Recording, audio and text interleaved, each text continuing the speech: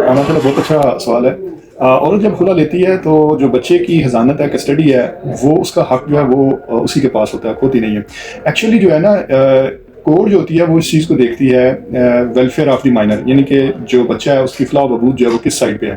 तो उसको जो है वो मद्देनज़र रखते हुए जो है ना वो कोर्ट डिसाइड करती है कि ये बच्चा जो है वो बाप के पास जाएगा या जो है वो माँ के पास जाएगा। कुछ ऐसे सर्कमस्टांसेस होते हैं जिनके अंदर जो है वो ये कस्टडी जो है उसका शिफ्ट जो है वो बाप की तरफ ज़्यादा चला जाता है। जैसे कि अगर बच्चा है मेल है तो वो 7 साल जो है उसकी एज है, 7 साल के बाद जो है ज़्यादा चांस होते हैं कि वो अपने बाप के पास चला जाएगा। बेटी की कस्टडी जो है वो अगर माँ दूसरी शादी कर लेती है तो ज़्यादा चांस होते हैं कि वो जो है वो अपने बाप के पास जो है उसकी कस्टडी ट्रांसफ़र हो जाए। अदरवाइज़ जब तक वो बलूगत में पहुँच नहीं जाती तब तक वो माँ के पास है।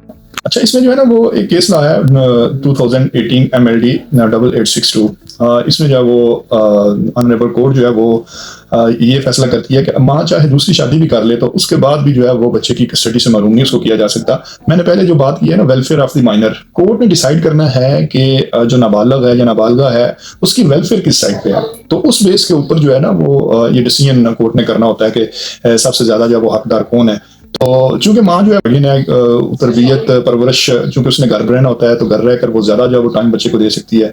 तो बाप ने चूंकि जो है वो प्रोफेशनल होता है, कारोबार करना होता है, रोजी रोटी करनी होती है, तो वो उस लिहाज से तवज्जो नहीं दे सकता। तो ये इस्लाम में भी जो है वो सबसे ज़्यादा हक जो है वो माँ को ही दिया गया है। लेकिन कुछ मैंने पहले सर्कमस्टांसेस बता दी हैं, अगर वो हैं तो फिर जो है वो कस्टडी जो है वो कंसिडर की जा सकती है। ये लास्टली वही मैं कहूँगा कि it depends on the welfare of the.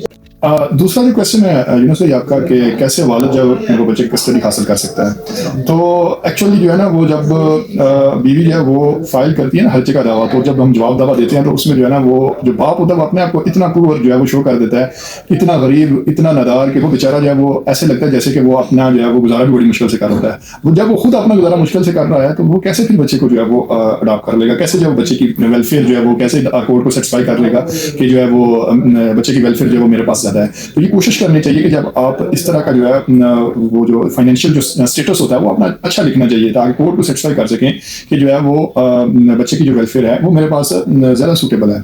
तो दूसरा मैं तो सबसे पहले ये रिकमेंड करूंगा कि आप शुरू में ही जब बच्चा जो है अभी जो है वो 6-7 साल से कम है तो उसकी कस्टडी की तरफ जाए ना। आप जो है वो ऑनरेबल कोर्ट से जो है वो शेड्यूल जो है वो मुलाकात का जो शेड्यूल है उसके ऊपर जो है वो कोशिश करें कि जो है वो मुलाकात जो है वो आपकी शेड्यूल आपका बन जाए। उसमें यह कि बच्चे का बॉन्ड जो अपने जो पेटर्नल रिलेशंस हैं उनके साथ भी रहता है, मैटरनल रिलेशंस के साथ भी रहता है। और with the passage of time जब वो जब बच्चा 7 साल का हो जाता है तो उसके अंदर जब अपनी जो है सूझबूझ जो समझने की जो ताकत है वो डेवलप हो जाती है। तो वो कोर्ट जो है वो उससे भी पूछ सकती है कि वो बच्चे से पूछ सकती है कि आप कहाँ जो है वो किसके साथ रहना चाहते हो। तो ये चीज़ें जो है वो इसमें देखनी चाहिए कि तो दूसरा वही जब कंज्यूमर राइट्स का जो है वो दावा दायर करते हैं तो उसमें अपने आपको वेल्दी शो करते हैं तो ये कंट्राडिक्शन डेवलप हो जाती है।